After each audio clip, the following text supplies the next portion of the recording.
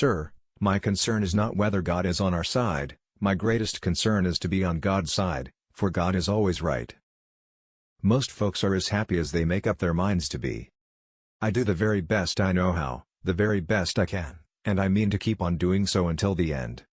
You have to do your own growing no matter how tall your grandfather was.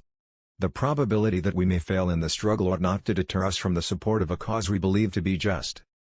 Common-looking people are the best in the world, that is the reason the Lord makes so many of them.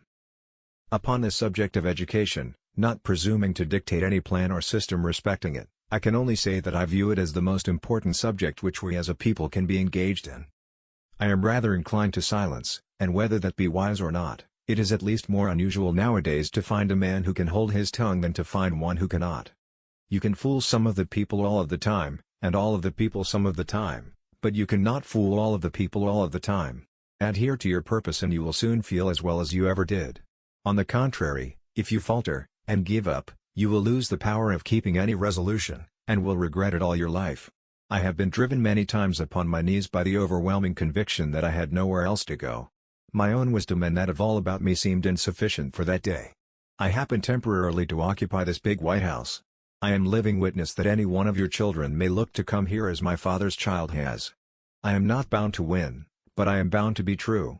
I am not bound to succeed, but I am bound to live by the light that I have. I must stand with anybody that stands right, and stand with him while he is right, and part with him when he goes wrong. Let every American, every lover of liberty, every well-wisher to his posterity, swear by the blood of the Revolution, never to violate in the least particular, the laws of the country, and never to tolerate their violation by others. I have not permitted myself, gentlemen, to conclude that I am the best man in the country, but I am reminded, in this connection, of a story of an old Dutch farmer who remarked to a companion once that it was not best to swap horses while crossing streams.